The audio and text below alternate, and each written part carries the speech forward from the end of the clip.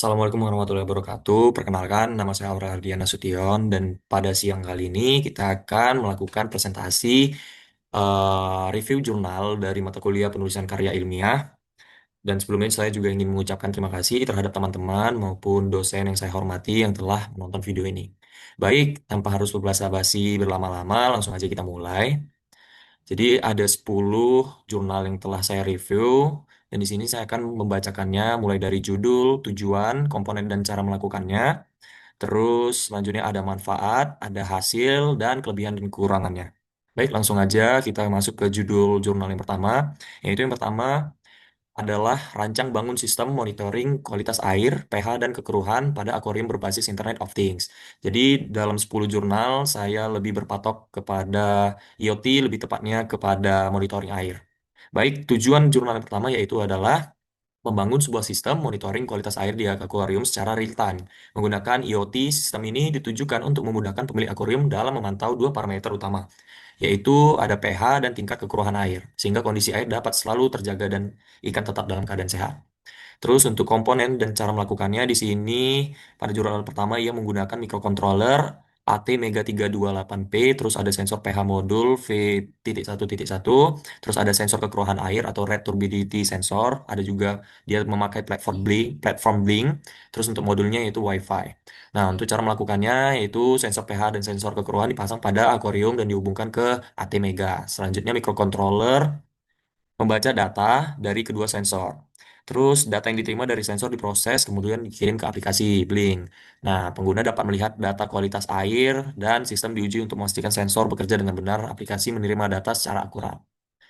Untuk manfaatnya pada jurnal pertama di sini ia memberikan beberapa manfaat yang cukup signifikan, terutama bagi pemilik akuarium. Dengan adanya alat ini, pengecekan kondisi air menjadi jauh lebih mudah karena semuanya bisa dipantau lewat smartphone. Hal ini dapat membantu mencegah ikan mati akibat perubahan kondisi air yang tidak terlihat secara kasat mata. Terus kita lanjut ke hasil. Hasil menunjukkan pengujian sistem yang dibangun berhasil bekerja sesuai dengan harapan. Microcontroller dapat membaca data dari sensor pH dan sensor kekeruhan dengan baik, kemudian mengirim informasi tersebut ke aplikasi Blink secara real time. Data yang tampil di aplikasi juga cukup stabil selama koneksi internet dalam kondisi baik. Terus kita masuk ke kelebihan dan kekurangannya. Pada jurnal yang pertama, untuk kelebihannya sendiri, sistem bisa memantau kondisi air secara real time dari mana saja. Terus sensor yang digunakan cukup relevan untuk mengecek kualitas air dasar. Selanjutnya ada penggunaan aplikasi Blink, membuat monitoring jauh lebih mudah dan user friendly. Jadi emang aplikasi Blink ini sangat efisien ya dalam penggunaan aplikasinya. Nah, untuk kekurangannya di sini jurnal pertama, sistem hanya berfungsi sebagai monitoring, belum ada fitur kontrol otomatis seperti alarm atau penyesuaian pH.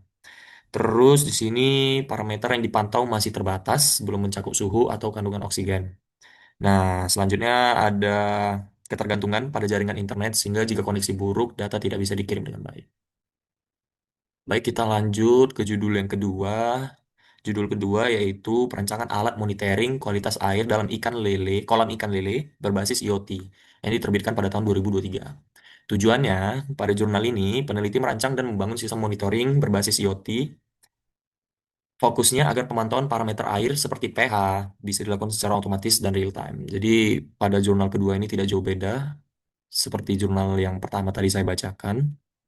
Terus di sini ada komponennya di sini yang menggunakan microcontroller ESP32 sebagai pusat pemrosesan dan komunikasi data. Terus ada sensor keasaman pH sensor 452C untuk mengukur nilai pH air. Terus ada modul yang menggunakan Wi-Fi, terus ada struktur pendukung, rangkaian elektronik, skematik, dan diagram alur flowchart untuk logika kerja sistem. Terus untuk cara kerjanya di sini sensor pH dipasang di dalam kolam dan membaca nilai keasaman air. Microcontroller menerima sinyal sensor tersebut. ESP32 memproses nilai sensor jika sesuai format, kemudian data dikirim melalui koneksi Wi-Fi. Selanjutnya data masuk ke server aplikasi IoT, terus penelitian juga dapat menyertakan diagram blok, flowchart, dan skematik untuk menunjukkan detail rancangan hardware dan alur logika sistem. Nah, manfaatnya pada jurnal kedua di sini bisa kita baca yaitu memudahkan pemantauan air, membantu menjaga kualitas air agar tetap sesuai dengan standar yang dibutuhkan ikan, terus efisiensi waktu dan tenaga karena kontrol dilakukan otomatis via IoT. Memberikan kemudahan bagi petani atau pemilik kolam yang mungkin memiliki banyak kolam atau tidak bisa selalu cek manual. Nah, untuk hasilnya pada jurnal 2 di sini sistem berhasil dirancang dan dibangun sesuai rencana sensor pH 452C, dipasangkan ESP32, diprogram untuk membaca dan mengirim data, serta koneksi Wi-Fi digunakan untuk transmisinya. Terus sistem mampu menghasilkan output analog dari sensor atau tegangan, kemudian ESP32 memproses dan mengirim data dengan koneksi internet. Selanjutnya, kelebihan kekurangannya pada jurnal kedua, yaitu kelebihannya sendiri, sistem relatif sederhana, hanya perlu SP32, sensor pH, terus koneksi Wi-Fi. Jadi pada jurnal kedua ini lumayan cukup gampang dan sederhana ya untuk kelebihannya, terus monitoring otomatis secara real time ya, terus relevan untuk budidaya ikan lele. Air kolam bisa dipantau secara konsisten, membantu menjaga kesehatan ikan. Untuk kekurangannya di sini, pada jurnal kedua, kekurangannya yaitu sama seperti jurnal sebelumnya. Jika koneksi internet bermasalah, monitoring akan terganggu. Terus parameter yang dipantau hanya pH, padahal kualitas air dipengaruhi oleh faktor lain seperti suhu, oksigen, kekeruhan, amonia, dan lain-lain. Ketergantungan pada satu parameter membuat gambaran kondisi air kurang atau komprehensif. Terus yang terakhir, kekurangannya tidak ada sistem kontrol otomatis. Alat hanya monitoring, tidak otomatis menyesuaikan. Baik, kita masuk pada judul jurnal yang ketiga, yaitu Sistem Kontrol dan Monitoring Penggunaan Air Berbasis IoT menggunakan modul ESP8266 yang diterbitkan pada tahun 2022. Tujuannya di sini bertujuan merancang sebuah sistem berbasis IoT yang membantu dan mengontrol penggunaan air secara real time. Terus di sini yaitu penelitian ini adalah banyaknya pengguna air atau rumah tangga atau usaha yang kesulitan memonitor dan mengendalikan konsumsi air. Mereka seringkali mereka baru mengetahui jumlah penggunaan saat tagihan tiba, sehingga biaya bisa membengkak tanpa disadari. Dengan sistem yang dibangun, pengguna dapat melihat debit air yang dipakai secara langsung dan bahkan mengendalikan keran on atau off. Baik, untuk komponennya di sini dia menggunakan microcontroller 8266 seperti yang ada di judul ya. Terus ada sensor aliran air atau water flow sensor, terus ada motor servo atau katup valve valve untuk mengatur buka tutup keran sebagai kontrol output. Terus ada layar OLED untuk output lokal, ada database real time via Firebase, terus ada aplikasi mobile Android sebagai antarmuka pengguna untuk monitoring dan kontrol jarak jauh. Untuk cara kerjanya di sini water flow sensor membaca jumlah air, terus data debit air dihitung, selanjutnya SP8266 mengirim data secara real time. Pengguna lewat aplikasi mobile dapat melihat data, dan selanjutnya pengguna bisa mengontrol katup keran melalui motor servo dari aplikasi menyalakan atau mematikan aliran air. Sistem dikembangkan dengan metode pengembangan terstruktur atau model waterfall atau SDLC, mulai dari analisis kebutuhan perancangan sistem, implementasi perangkat keras dan lunak. Jadi yang bikin berbeda pada jurnal ketiga ini dia sudah bisa untuk mengontrol, tidak hanya tidak hanya untuk pemantauan, berbeda dari jurnal pertama dan kedua. Terus kita masuk ke hasil. Pada jurnal ketiga, sistem berhasil diimplementasikan ESP8266 bersama water flow sensor dan servo valve bekerja sesuai dengan rancangan. Data debit air dapat dibaca secara akurat, real time. Terus aplikasi mobile pengguna bisa melihat riwayat. Oh, di sini pengguna bisa melihat riwayat penggunaan air dan melakukan kontrol buka tutup keran. Dengan demikian, tujuan penelitian, monitoring, dan kontrol penggunaan air secara real time tercapai. Untuk kelebihannya, sistem relatif lengkap, pemanfaatan IoT dan ESP8266 membuat sistem fleksibel, data tersimpan di cloud dan database, interface pengguna aplikasi mobile, memberikan kemudahan bagi pengguna akhir tanpa harus paham elektronik. Nah, di sini kekurangannya pada jurnal ketiga yaitu sistem bergantung pada koneksi internet dan listrik. Hanya bisa mengukur debit secara kuantitas air, tidak ada parameter kualitas air. Jadi pada jurnal ketiga di sini ya hanya menghitung debit air secara kuantitas, tidak ada pengecekan pH, kekeruhan suhu dan lain-lain berbeda dengan jurnal 2 sebelumnya. Nah, selanjutnya kekurangannya yaitu jika servo keran rusak atau sensor water flow error bisa menyebabkan kesalahan data atau kontrol, butuh kalibrasi dan perawatan rutin. Jadi pada jurnal ketiga, jika keran rusak atau sensor water flow error, di sini kita harus mengkalibrasi benda tersebut secara manual. Tentunya di sini tetap membutuhkan tenaga kerja manusia ya berarti ya di sini ya, tidak terus-menerus otomatis.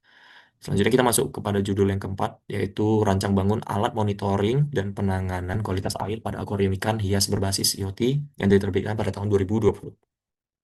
Di sini penelitian memiliki tujuan utama untuk merancang dan membangun sebuah alat berbasis IoT yang memantau dan mengatasi kualitas air di akuarium ikan hias secara real time. Nah, selanjutnya juga tujuannya di sini untuk memantau parameter penting seperti kualitas air, pH, suhu air, dan salinitas TDS, atau menggunakan sensor. Mengirim data secara real time, ketika kondisi air di luar ambang batas optimal, dapat melakukan penanganan kontrol agar kualitas air tetap terjaga. Nah, kita masuk ke komponen dan cara melakukannya. Di komponen di sini menggunakan sensor pH, sensor DS18B20 untuk mengukur suhu air, terus ada sensor TDS untuk mengukur tingkat salinitas dan kandungan zat terlarut dalam air, terus ada microcontroller Node MCU ESP8266 yang berfungsi sebagai pusat pemrosesan dan koneksi internet. Terus ada sistem komunikasi internet built-in di ESP8266 untuk mengirim data platform monitoring secara online. Dan yang terakhir, platform atau antarmuka monitoring, meskipun spesifik aplikasi UI tidak banyak dibahas, cukup disebut bahwa data bisa diakses secara real time. Untuk cara melakukannya, di sini sistem alat dipasang di akuarium. Selanjutnya, node MCU ESP8266 membaca data dari sensor secara periodik atau terus-menerus. Terus data yang dibaca kemudian dikirim melalui koneksi Wi-Fi. Jika kondisi air, kualitas air berada di luar ambang batas yang telah ditentukan, misalnya pH terlalu rendah atau suhu terlalu tinggi, maka sistem dapat diaktifkan untuk melakukan penanganan. Nah, yang terakhir, penelitian melakukan uji alat di kondisi nyata. Akuarium ikan hias terbuka untuk melihat apakah alat bekerja sesuai dengan rancangan dan data sensor dapat diakses secara online. Nah, manfaat pada jurnal keempat yaitu pertama adalah menyediakan pemantauan kualitas air secara real time, meningkatkan keselamatan dan kesehatan ikan hias, terus memudahkan pemilik akuarium untuk mengendalikan kondisi akuarium dari jarak jauh yang efektif tentunya. Terus menjadi contoh penerapan IoT bahwa dalam hobi atau usaha ikan hias dapat dikembangkan lebih lanjut untuk aplikasi serupa. Baik, kita masuk pada hasil jurnal keempat, di mana hasilnya di sini sistem berhasil dirancang dan dibangun, sistem mampu memantau parameter air dan mengirim data secara online atau real time. Penulis menunjukkan bahwa kualitas air buruk, misalnya pH yang tidak optimal atau suhu air naik dan zat terlalu tinggi, merupakan faktor penting yang mempengaruhi kondisi ikan hias. Meskipun rincian angka performa, beberapa detik waktu respon akurasi sensor versus standar, pengaruh kontrol otomatis, tidak dijabarkan sangat rinci di bagian abstrak penelitian, telah menunjukkan bahwa alat dapat digunakan dan memberikan nilai tambah bagi pemantauan akuarium. Peneliti juga menunjukkan bahwa penggunaan IoT dapat meningkatkan efisiensi monitoring dibanding cara konvensional. Nah, untuk kelebihannya dan kekurangannya, di sini kelebihannya penelitian bersifat aplikatif atau langsung di domain nyata ya. Terus komponen yang digunakan relatif sederhana, terjangkau harganya. Terus implementasi IoT menunjukkan bahwa teknologi ini bisa diterapkan di skala kecil dengan hasil positif dan fokus pada aspek kualitas air sangat kritikal untuk ikan hias bukan hanya suhu atau pH tapi juga TDS. Nah, untuk kekurangannya sendiri di sini sistem kontrol otomatis mungkin belum sangat kompleks atau teruji dalam kondisi ekstrim. Jadi ketika terjadinya hal-hal ekstrim seperti bencana alam atau lain-lain, tentunya kontrol kontrol seperti ini tidak bisa diharapkan untuk lebih ya. Terus selanjutnya rincian kuantitatif hasil, misalnya akurasi sensor dibanding standar waktu respon sistem penghematan biaya kurang lengkap. Nah, untuk infrastrukturnya jaringan Wi-Fi internet menjadi faktor yang bisa membatasi kemampuan sistem. Tentunya di sini pengaruh internet menjadi faktor kekurangan ya dari semua jurnal yang telah saya baca. Nah, kita masuk ke judul yang kelima yaitu rancang bangun sistem monitoring kekeruhan air berbasis IoT atau standar air warga yang diterbitkan pada 2019. Penelitian ini bertujuan untuk merancang dan membuat sebuah sistem monitoring. Tujuannya juga untuk mengukur kekuruhan air, memberikan notifikasi atau peringatan bila kekuruhan melewati ambang batas yang ditetapkan. Nah, komponennya di sini ada sensor kekeruhan, ada microcontroller, ada modul komunikasi IoT, Wi-Fi atau GSM atau GPRS, terus ada platform monitoring antarmuka pengguna, misalnya aplikasi atau website yang menampilkan data secara real time, terus infrastruktur tanda air warga sebagai lokasi pengujian kondisi nyata di lingkungan warga. Untuk cara melakukan di sini instalasi sensor dulu, terus sensor mengukur level kekeruhan air secara berkala atau terus-menerus, terus mikrokontroller membaca data sensor, selanjutnya sistem mengecek apakah nilai kekeruhan melampaui batas ambang yang ditetapkan, lalu uji coba dilakukan di kondisi nyata. Nah, manfaatnya di sini pada judul yang kelima, yaitu untuk mempermudah pemantauan kondisi air tentunya, terus membantu peningkatan kualitas pelayanan air, menghemat waktu tenaga, dan menjadi contoh penerapan IoT di skala komunitas atau rumah tangga. Kita masuk ke hasil, sistem hasil pada jurnal kelima yaitu berhasil dirancang dan berfungsi untuk monitoring kekurangan air di tanah dan warga. Terus hasilnya juga menunjukkan bahwa pemantauan kekeruhan secara otomatis bisa diterapkan di lingkungan tanah dan air warga. Terus penulis menyebut bahwa pemberitahuan bila kekurangan melewati batas memperkuat efektivitas sistem dalam membantu pengelolaan kualitas air. Kita masuk ke kelebihan kekurangannya di sini. Kelebihannya sendiri ada penelitian ini aplikatif dan langsung menyasar skala warga. Terus penggunaan teknologi IoT dalam skala rumah dapat menunjukkan bahwa teknologi bukan hanya industri besar tapi juga komunitas biasa. Terus komponen yang digunakan relatif sederhana atau terjangkau harga juga harganya. Fokus pada satu parameter penting, kekeruhan, memungkinkan sistem lebih simpel dan mudah dipahami oleh pengguna non-teknis. Untuk kekurangannya di sini, parameter yang dipantau terbatas, detail kuantitatif dari hasil pengujian misalnya error, sensor nilai, terus nilai akurasi berapa banyak tahun dan yang diuji, bagaimana variasi kondisi lingkungan, kurang terlihat secara eksplisit dalam bagian yang mudah diakses. Terus juga infrastruktur IoT-nya itu bisa menjadi kelemahan apabila lingkungan tanah warga memiliki jaringan internet yang buruk. Lagi-lagi di sini jaringan internet itu sangat mempengaruhi terhadap IoT itu sendiri. Baik, kita masuk ke judul yang keenam, yaitu rancang bangun sistem monitoring penggunaan air PDAM berbasis IoT yang diterbitkan pada tahun 2021. Tujuannya, sistem ini ingin mengukur kualitas air melalui sensor kekeruhan. Terus juga sistem ini diharapkan transparansi penggunaan air oleh pelanggan PDAM meningkat dan pengguna bisa lebih sadar terhadap konsumsi air mereka. Untuk komponennya, di sini ada turbidity sensor, ada flow meter atau sensor aliran air, terus ada microcontroller yang dipakai untuk mengambil data sensor, terus ada modul koneksi IoT, ada platform monitoring UI, aplikasi web atau mobile agar pengguna atau PDAM bisa melihat data kekeruhan dan volume air secara online. Untuk cara melakukannya, di sini pemasangan sensor kekeruhan air dipasang di pipa atau titik aliran air PDAM agar bisa mendeteksi kualitas air yang lewat. Terus selanjutnya sensor membaca nilai kekeruhan, selanjutnya mikrokontroller mengambil nilai dari sensor, selanjutnya data dikirim melalui cloud, server cloud melalui koneksi IoT, Wi-Fi atau modul lain. Nah, selanjutnya ada antarmuka monitoring menampilkan data kualitas air dan yang terakhir ada kemungkinan sistem memberikan peringatan jika kualitas air melewati batas tertentu. Manfaatnya pada jurnal keenam yaitu transparansi penggunaan air dengan data konsumsi air yang nyata, pemantauan kualitas air karena sensor kekeruhan PDAM atau pengguna bisa memantau apakah aplikasi air dialirkan cukup bersih atau ada indikasi penurunan kualitas. Efisiensi operasional sistem ini dapat menjadi alat bagi PDAM untuk memantau penggunaan air secara lebih efisien. Kita masuk ke hasil pada jurnal keenam di mana hasil di sini menunjukkan bahwa sistem berhasil dirancang, sensor kekeruhan bekerja untuk memonitor kualitas air PDAM.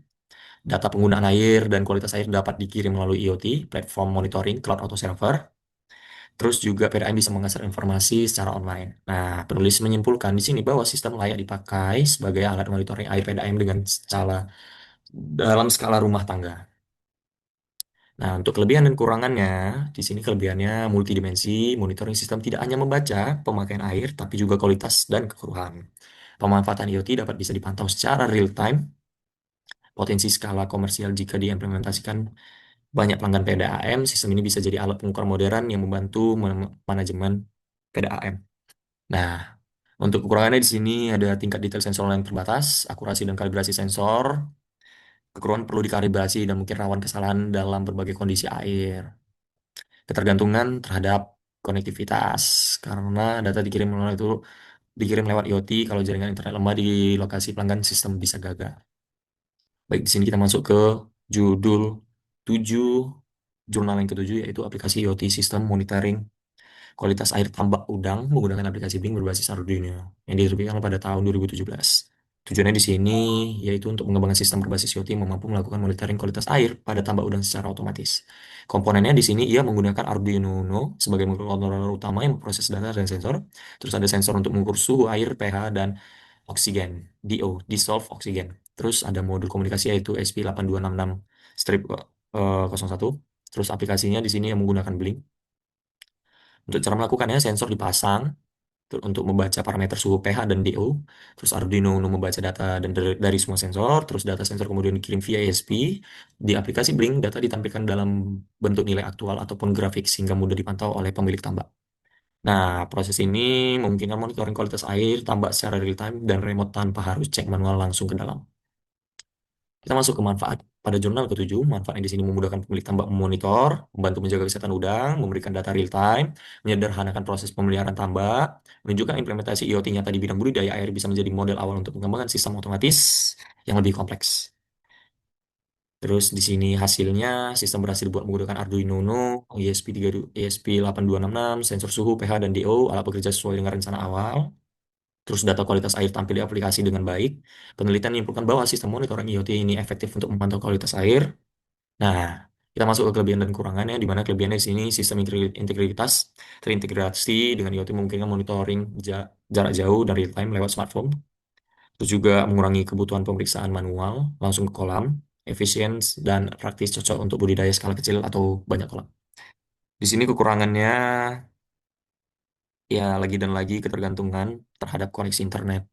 Terus juga parameter ini pantau terbatas pada suhu pH dan DO saja, padahal kualitas air bisa dipengaruhi oleh faktor lain seperti amonia, terus nitrat, salinitas dan lain-lain.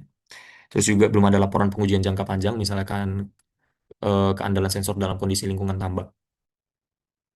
Kita masuk ke judul jurnal yang ke-8, yaitu rancang bangun sistem otomatisasi suhu dan monitoring pH aquascape berbasis IoT menggunakan Node MCU ESP8266 pada aplikasi Telegram.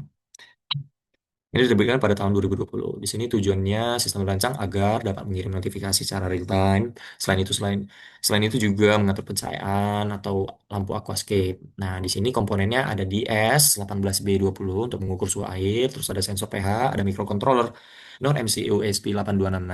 Koneksinya di sini menggunakan WiFi yang terhubung ke internet dan mengirim data. Aplikasinya di sini menggunakan Telegram bot untuk mengirim pengeringatan pH terlalu rendah atau tinggi. Terus ada pengaturan waktu menggunakan NTP atau Network Time Protocol sebagai klien server untuk menentukan jadwal lampunya menyala. Terus perangkat pendingin pemanas sistem mengaktifkan cooling fan ketika suhu lebih besar dari 28 Celcius dan menyalakan lampu ketika suhu lebih kecil dari 25 Celcius. Nah, cara melakukannya di sini, pasang dulu sensor di S18B20, selanjutnya MCU akan membaca nilai sensor. Terus jika suhu di lebih kecil dari 25 Celcius, lampu akan menyala. Jika lebih besar dari 28 Celcius, cool fan akan menyala. Untuk pH, jika nilai pH di bawah 6 atau lebih dari 8, MCA akan mengirim peringatan melalui Telegram. Nah, waktu lampu diatur NTP agar menyala tepat 8 jam sehari secara otomatis. Uji sistem pengujian dilakukan di Aquascape. Nah, di sini manfaatnya itu memudahkan pemilik untuk mengontrol kondisi, menjaga stabilitas ekosistem, memberi notifikasi real time kalau ada kondisi pH abnormal, terus otomatisasi lampu menghemat tenaga sebagai contoh implementasi IoT sederhana namun efektif. Em, Hasil di sini ada implementasikan dengan Node MCU ESP8266, sensor DS18B20 untuk temperatur dan modul pH. Saat suhu kurang dari 25 Celcius, lampu aquascape akan menyala otomatis. Nah, di sini kelebihan dan kekurangannya, kelebihannya sendiri bisa mengontrol suhu dan pH, terus penggunaan Telegram sebagai media notifikasi, komponen relatif murah dan banyak digunakan. Untuk kekurangannya di sini kontrol suhu dapat berdasarkan dua titik ambang, yaitu menyalakan lampu atau kipas. Terus kekurangannya di sini peringatan pH-nya berupa notifikasi, belum ada tindakan otomatis. Nah, ketergantungan internet lagi dan lagi, uji coba mungkin terbatas pada skala aquascape atau kecil ya di sini. Baik, kita masuk ke judul yang ke-9, yaitu Sistem Pemantauan Kualitas Air berbasis IoT untuk kolam budidaya ikan lele di Agrowisata Tekno 44 yang diterbitkan pada tahun 2004. Di sini penelitian bertujuan untuk merancang dan mengimplementasikan sistem pemantauan kualitas air kolam ikan lele berbasis IoT. Nah, untuk komponen di sini ada sensor turbidity sensor, di sini ada sensor suhu, ada pompa air, ada microcontroller,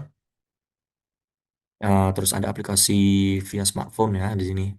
Nah, untuk metode atau alur kerja di sini perancangan sistem membangun hardware, integrasi sensor dan aktuator, kalibrasi sensor dan pengujian untuk memastikan akurasi pengukuran dan KA. Terus juga ada implementasi langsung di kolam ikan lele agrowisata Tekno 44.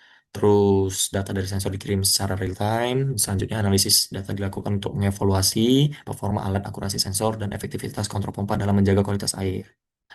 Nah, manfaatnya di sini mempermudah pemantauan kondisi dengan monitoring kekeruhan dan suhu air. budidaya bisa lebih cepat terkendali. Nah, terus juga kontrol pompa air memungkinkan pengurasan atau pengisian ulang air, terus sistem IoT memungkinkan manajemen kolam modern dan otomatisasi sederhana, menjadikan budidaya ikan lele lebih efisien dan profesional. Terus di sini ada hasil, sensor kekeruan terbukti mampu mengukur tingkat kekeruan dengan akurasi data 95%. Nah, hasil di sini juga sensor suhu mampu mengukur dengan akurasi rata-rata 98%. Kelebihan dan kekurangannya di sini, kelebihannya sistem tidak hanya monitoring, tapi juga mungkin kontrol pompa air, terus juga sensor kekeruan dan suhu sudah dikalibrasi dan terbukti punya tingkat tingkat efisien yang lumayan tinggi, hampir 100% di sini, yaitu 95-98%. Untuk kekurangannya di sini yaitu parameter yang dipantau terbatas, hanya kekeruan dan suhu, padahal kualitas air kolam dipengaruhi banyak variabel lain ya. Terus sistem kontrol hanya terbatas pada pompa air, menguras atau pengisian, tidak ada mekanisme otomasi lain seperti aerasi, filtrasi, oksigenisasi, atau peringatan dan pemberitahuan di sistem. Kita masuk ke judul yang terakhir, yaitu perancangan alat otomatis untuk pakan ikan dan monitoring kualitas air pada kolam ikan hias. Di sini tujuan penelitian bertujuan untuk merancang sebuah alat berbasis IoT yang memberi pakan ikan secara otomatis, memantau kualitas air. Nah, komponen di sini ada Node MCU, ada sensor pH, sensor kekeruhan, motor servo, mode RTC, notifikasi, untuk komunikasi jarak jauh menggunakan bot Telegram. Nah, terus cara kerjanya di sini user mengatur jadwal. Terus di waktu selain pemberian pakan sensor pH dan salinity, terus memonitor kualitas air. Terus selanjutnya jika pembacaan sensor menunjukkan nilai di luar ambang batas, akan MCU akan mengirim notifikasi otomatis lewat Telegram. Nah, selanjutnya dengan demikian pengguna bisa langsung mengambil tindakan. Manfaatnya di sini otomatisasi ini memberikan pakan otomatis sesuai jadwal dan mengurangi beban pemilik kolam. Terus juga peringatan dini dengan notifikasi otomatis jika pH atau turbidity abnormal memberi kesempatan cepat untuk tindakan koreksi. Nah, untuk hasil di sini, penelitian ini menunjukkan bahwa prototipe berhasil dibuat dan berfungsi sesuai rancangan. Terus juga sistem mampu mengirim notifikasi otomatis jika kondisi air abnormal dan ikan hias bisa diterap dan penelitian membuktikan bahwa konsep otomatisasi di sini monitoring notifikasi berbasis IoT pada kolam ikan hias bisa diterapkan secara nyata dan real time. Kelebihan dan kekurangan yang di sini, sistem tidak hanya monitoring kualitas air, tapi juga menggabungkan pemberian pakan otomatis. Itu untuk kelebihannya. Terus juga monitoring dan peringatan otomatis membuat peliharaan ikan lebih responsif. Untuk kekurangannya di sini parameter kualitas air yang dipantau terbatas, hanya pH dan keruhan, padahal untuk kekeruhan air itu bisa dipengaruhi oleh banyak faktor. Terus juga sistem kontrol otomatis hanya untuk pemberian pakan, tidak ada kontrol otomatis untuk menjaga kondisi air. Terus juga bergantung lagi dan lagi dengan internet ya. Nah, mungkin hanya itu saja yang dapat saya berikan pada presentasi review 10 jurnal. Saya ucapkan terima kasih banyak untuk teman-teman ataupun dosen yang saya hormati telah menonton video ini. Saya Aurel Ardian. Wassalamualaikum warahmatullahi wabarakatuh.